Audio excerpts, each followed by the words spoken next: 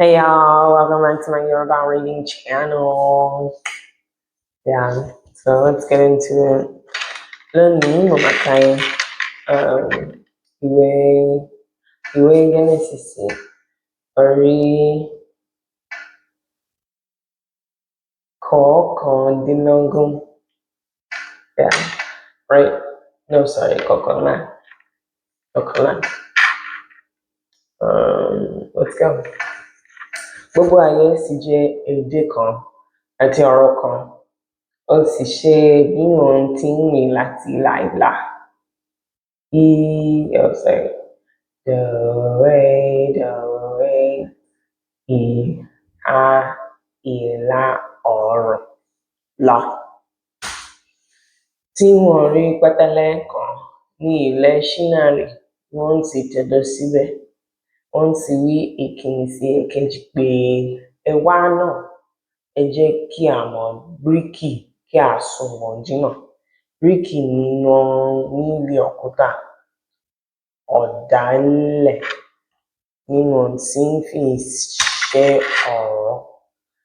Wọ́n sì wí pé, ẹ wá náà, ẹ jẹ́ kí a tẹ ìlú kan dó, kí a sì mọ ilẹ̀ ìṣọ̀kan orí èyí tí yóò sì kan ọ̀run, kí a sì lé orúkọ kí a má bàa tú káàkiri sórí ilẹ̀ gbogbo.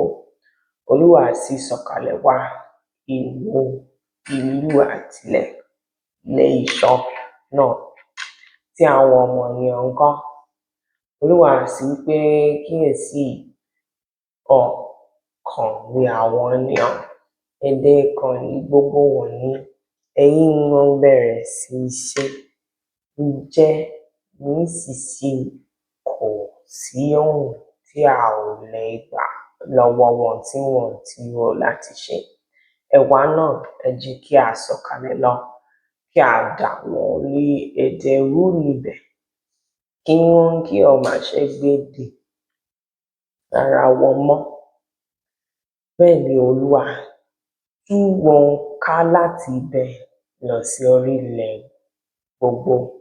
Wọ́n sì ṣíwọ́ ìlú tí wọ́n tẹ̀ dó.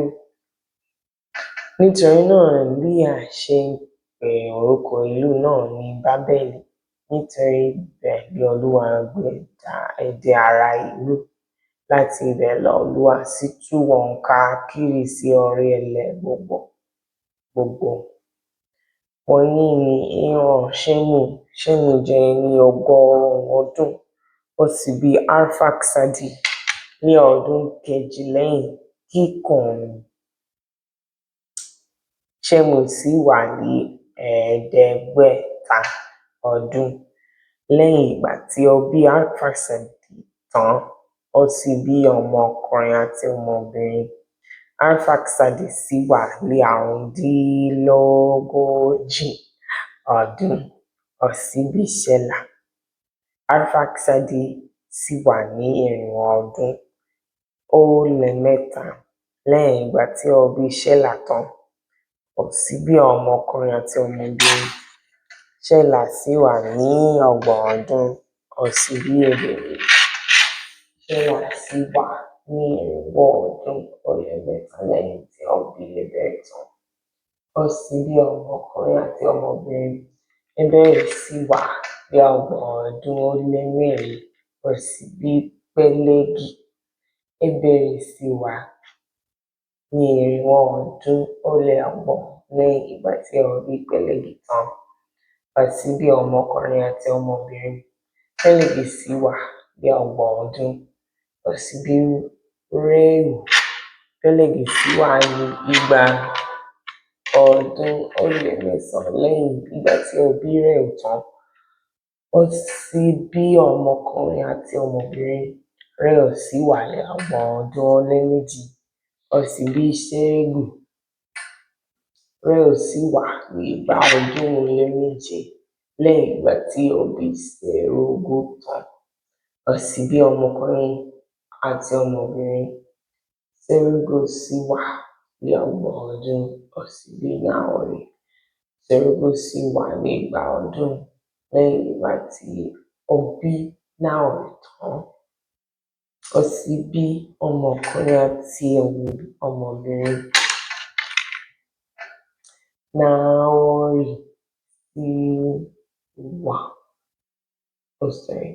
Náórì sì jẹ́ ẹni ọdún mọ́kànlélọ́gbọ̀n, ó sì bí Térà. Náórì sì wà lọ́gọ́fà ọdún, ó di ọ̀kan lẹ́yìn ìgbà tí ó bí Térà tán, ó sì bí ọmọkùnrin àti ọmọbìnrin. Térà sì wà ní 70 ọdún, ó sì bí Ábúráhámù, Náórì àti Háránì. Ìran Térà sì lèyí: Térà bí Ábúráhámù, Náórì àti Háránì. Háránì sì bí Lọ́ọ̀tì. Háránì sì kú ṣáájú Térà bàbá rẹ̀ ní ilẹ̀ Hébérì, ní Úrì ti Káldáyà.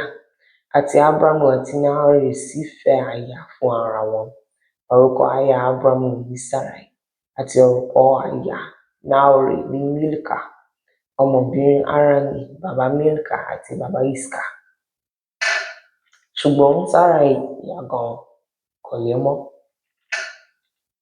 Térà sì mú Ábúráhámù ọmọ rẹ̀, àti Lọ́ọ̀tì ọmọ Háránì ọmọ rẹ̀, àti Sáráì aya ọmọ rẹ̀, aya Ábúráhámù ọmọ rẹ̀.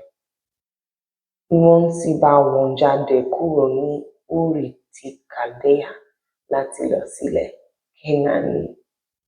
Wọ́n sì wá títí dé Háránì, wọ́n sì jókòó síbẹ̀.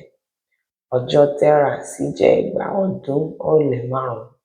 Térà sì kú ní Háránì. Ẹ ṣé gan ni, ẹ ṣé fún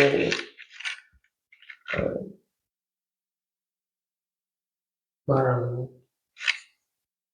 Ẹ dàbọ̀.